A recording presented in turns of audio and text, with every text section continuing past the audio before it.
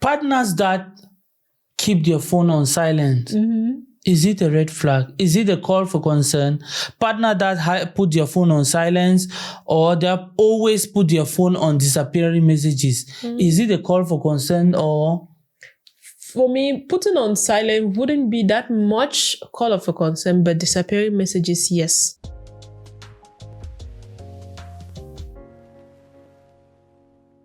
Should couples have passwords in their phones? If yes, are they supposed to share the passwords? Well, it depends on, the dynamics of their relationship, maybe their level of trust. If they have gotten to that level where they feel like they can trust wholeheartedly each other, then I don't see any point why they should get phone passwords. But some people say having phones, putting passwords on those phones, it's like for their own, would I say, a little bit of privacy. Yeah. Maybe they have to control maybe their bank accounts, stuffs like that. But it's not something that should be forced. That's one thing. It should come willingly. Should come willingly, naturally. Okay. Like you giving, not that you have to show me your password. You have to give me your password. I need the password of your phone. No. You should naturally give it if you want to share it. But if you're in a relationship, right? Yeah, even though having password does not signify the fact that you're having something extra, something out of the relationship. But normally, if you are in a relationship, are you supposed to hide your phone from your partner? If you are not hiding something that will cause the relationship, are you supposed to keep your phone from your partner, or put a password that your partner does not know? You are not supposed. It's not like you are hiding the phone. Okay, you are safeguarding some things in your phone. Like before you guys got to that same situation, the person had a life before. Okay. So you cannot just expect like you just come and then you have access. And sometimes getting passwords of the phones can be very addictive in such a way that you always, let me just hold the phone a minute. Yeah. And maybe a message pop up. Let me just... You want to read. Yes. You know the password, so let me just check. And then you keep checking. You not just check only that message. You keep finding that you are scrolling through the person's phone over and over and over and over again. So I don't really say it. Personally, talking about password in relationship, right? Yeah. I'll look at it in a 2-point perspective, right? The first point is, if I'm getting to know you, we have just known each other, and like trying to get into each other. I think passwords should not be a problem, right? Because we don't know how far we are going to go. That's true. Right? And we don't know even where we are coming from. We don't know what I have in my cupboard, and I don't even know what you have in your cupboard. That's true. Yeah. And there are some things that I might not want you to know at that moment. That might even be maybe a breadwinner for is something gainful into the relationship. I'm just hiding it. That is a positive way of keeping your phone, or your keeping password. You understand? But let's look at it on this other side. We have known each other already, right? And we have been for some time, right? Is there any reason for me or for you to have a password that I don't know? In this case, we have known each other and like we are into each other. Maybe we have a point, we have where we are going to, we have an objective, right? Yes. So is there any reason that you should keep a password that I don't know, or I should keep a password that you don't know? One thing I would say, right, about that, if you have a phone, you don't stay with your partner 24/7. Okay. That's also interesting. If you keep your phone without passwords, let's take, for example, while walking on the street, things might happen. And your phone got missing. If your phone is not even just getting missing, if it's stolen. Stolen, yeah, another point. And you have money in your account. Okay. Now the world is digitalized. Everything is in the phone. We have bank accounts. We have Apple Pay. We have many things. Samsung Pay. So everything is linked to the phone. So I think that's also a point. Putting password, it's keeping It's making you safe. But your partner should know. Your partner should know, but it's going to cause so many things in the relationship. Like? If your partner knows your password, I will say it has two ways, the positive and the negative. Everything has a pro and a con. Okay, explain better. If your partner knows your password, the pros are this. If you have a call, he can easily help you answer it or maybe check some things. And then if you request, maybe you forgot your phone at home, you request something, he can easily do it. Okay. But the cons now, it becomes very addictive in such a way that he's just, I don't think he or she, let me not put it only on the men's side as I'm a woman. He or she might be, imagining things as this my wife or my husband went out. I'm sure there's a lady in his office or there's a man in her office. Maybe they'll be having contacts and things like that. Let me just go through. You find yourself that you went through, you stayed for 1 minute. The next time you go for 2 minutes. The next time you go for 3 minutes. Anyway, sorry for cutting you short. That one, we are going to get to that topic. Let's take this question. How long can a relationship last to be able to share personal passwords? How long can we know each other? There is no particular time. It could be 1 month, 1 week, 2 months, 1 year, 10 years. So long as you guys have reached that level of trust. And one thing, we should not exchange or confuse giving passwords for trust. Can you meet somebody in 1 month or in one or two months and you start sharing everything, password? We have gotten to that level of trust, yes. Why not? For just 1 month? Why not? If you have reached that level where you find it like, I can trust this guy, I can trust this girl. Can you know a guy or a lady in 1 month? Let me just ask you. You can. This. How? Is that possible? Even if you stay with a lady or a man for 10 years, the 11th year, they will bring in a new aspect of them, a new character. Okay, so you can know somebody in 1 month as well. You can not know somebody even in 10 years. Even in 10 years. That's interesting. So saying that I have stayed with this person for 1 month, I know this person, or I have stayed with this person for 10 years, I know this person. No. Things might change. Even in relationship, you always hear, that's why there's divorce, there's breakup. You guys have stayed together for a long period of time. Yeah. So what's the possible reason of divorce? It happens anyway, like that. There's this question, should men or women check their partner's phone? But before we get into this question, let me just give this statement. We have some people, let me not say men or women because it goes both sides, right? Yes. Yeah, we have some people that once their phone is with the other partner, they become restless. Those are people who are having things to cockroaches in the cupboard. Exactly. Like, if I'm with you, you are my wife, or you're my girlfriend, or you're my partner. Once my phone leaves my hand and touches your hand, even if I'm restless, I cannot go anywhere. I will just be loitering around, like, I'll honey, can I just get the phone? Are you done? Why panic? Why is it that they don't even, there are some people actually, they don't even have anything to hide to, but that uncertainty is just within them that, is there, I don't know. When we were talking, right, I just tried to picture it. Normally, some people feel like, even if they don't have anything to hide, there's a way that maybe some men do react to certain things. Okay. Let's take, maybe you are a higher up in an office or whatnot, and then you have maybe a junior that maybe it's a man.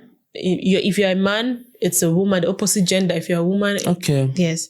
So, and then you guys are texting.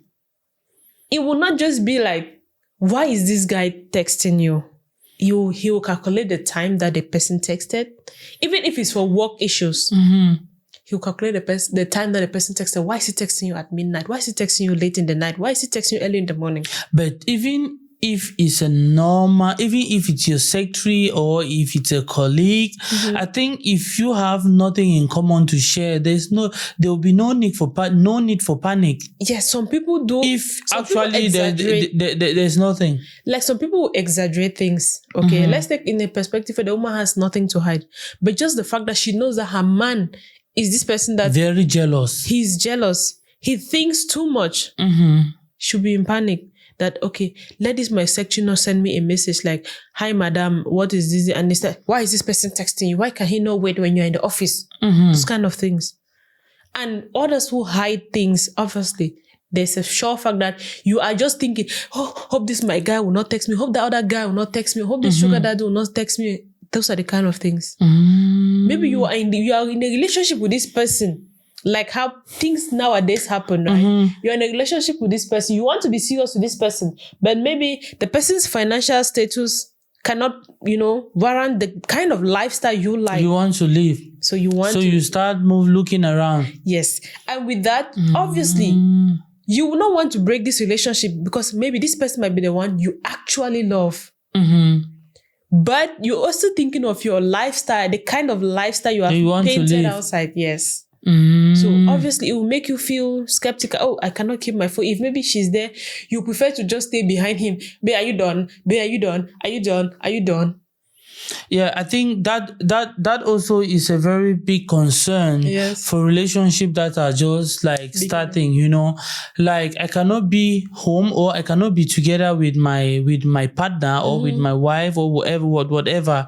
And the moment I'm in possession of her phone or his phone, I start seeing panic. Yeah, you don't even need to tell me that there's something. Just from the way you behave or from the way you react, I might be even thinking that the way this basket that I'm trying to put all this my egg like that, it is better I start looking for another one, because that is very, very complicated. And there are some things that you just do unconsciously. You don't know the side effect. You get a point. That leads me to this question. Is it okay for a partner to check a partner's phone? I don't want to put it that, is it okay for a man or for a woman? Yeah. Is it okay for a partner to check a partner's phone in this case? For me, I don't feel like it's okay. Let the person give you, there should be transparency in your relationship. Let's be like, babe, when this person texted me, this person sent this person did that.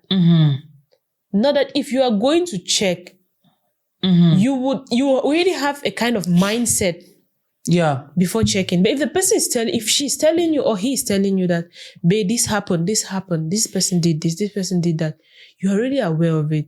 So if you're going to she already told me about this message, she already told me about that. You are fine with it. Even if you don't check, obviously she will tell you. So if there's no transparency, it's going to permit you, it's going to warrant you like the slightest, maybe you guys are in bed and then he's texting, he's holding the phone and smiling. You start picturing, is it another lady? Obviously, a man cannot make another man smile. It's obviously the opposite gender. A woman cannot make a woman smile. So surely the opposite gender. So things like that. But for me, you shouldn't check your partner's phone. But if you guys are transparent, there'll be no need to check it. Personally, I see checking a phone being in the other hand as how can I put it, as being unconfident, or what's the right word to say? You're not you're not confident of yourself. You don't know what you can give, or you don't have self-confidence, Like if you trust your partner, there's no need to check her phone or to check his phone. You understand? Because there are things that it's better not to know than to know. You get the point? If you love him, if you love her, there's no need checking his or her phone. But there's some concern that the partner will bring forth that will push you to start thinking that, the fact that I'm not checking this girl or this man's phone, it seems as if there is something, you understand? So there's some attitude, there's some behavior that will push the other partner to start thinking, maybe this, you get the point? Yes, I get it. So personally, I think checking of phone should not even be a topic. But the attitude that the partner or a partner will bring forth will make the other partner to start thinking. You get a point? Also, let me add some few points on there or that part. Some people, some men, some women, some people, right? When they do something wrong, it has, I don't know. It has a way of showing. It has that way that they must show it. It must somehow. Maybe before you weren't keeping late nights, you used to sleep early. Maybe you come back from work on time. Let's say if your work closes at 4, you are home by 4:30. Then all of a sudden you start coming home by 5, by 6. You're saying it's traffic. So traffic every day. And sometimes some people, when you're doing something wrong, you just have that mentality that maybe this other person is doing the same. So when you're doing something, you picture yourself in the other person. That's also true. And others to take it like pride. I should check this person's Yes, I'm phone. checking my wife's phone. I'm checking my boyfriend's phone. I'm supposed to check. He's mine, so I'm supposed to know everything about him. No. Before you met that person, they had their own life. So let there be transparency. Let you guys get to that level of trust where you don't think negative about the other person. But I will continue saying nobody should confuse sharing passwords for trust, because nowadays the phones are killing. People can put disappearing messages. Like after chatting with someone, it disappears. Now that one is a very important topic. Partners that keep their phone on silent. Is it a red flag? Is it a call for concern? Partner that put their phone on silence, or they always put their phone on disappearing messages. Is it a call for concern, or? For me, putting on silent wouldn't be that much call for concern, but disappearing messages, yes. Because why are you making the messages disappearing? Okay. Are you hiding something? That also. Preferably, because normally you can delete the chat. You can delete it. But why are you putting it on disappearing messages? Is there some messages you want that are being sent to you, or you send out? You don't want others to see, or you don't want others to know? Okay. What's the point? It starts making the other person thinking. And you yourself, you are not confident, because the moment any message enters your phone, you start shaking. Personally, I think disappearing messages cannot also be your fault, because if the other partner on the other end activate disappearing messages, it will also disappear on your phone. That one cannot be actually your fault. Let's talk about this phone on silent. You have this girlfriend, you have this man. Each time you're together, his phone is always muted. I just want you to picture in this direction, right? Picture the scenario in this direction. Okay. Each time that your partner is coming close to you, his or her phone is always muted. Yes. It can be on the other side that, okay, maybe she or he wants quality time with you. Yes. Yeah, he or she does not want distraction. But thinking out of the box, it's a call for concern for me. Why? You understand? Yeah, normally when we are together, right? There's nothing that I want like to distract us, call here or there. Let's just have some quality time. You get the point. But it will get to a certain point that your phone would never ring. What is going on? Like, the other partner wants to know. You get a point. Anyway, that's just my thought. I'm just overthinking. Let's take this last question. Let's not make this video too long. Now, family, couples time should be implemented or laissez-faire. What I mean by family or couples time, you understand? Like, for example, you come and visit me, and the next minute I'm with my phone and you're with your phone. If you wanted to be with your phone, why invite? You should stay in your home, or you should stay. So when we come, we need that quality time. All distractions aside. When I'm gone, you can You can enjoy yourself with your TikTok and the rest. Yeah, because we are saying this like TikTok has really come to cause more harm than good. Exactly. You understand? Yes. Even in homes, parenting, we have parents that will not even care about the kids.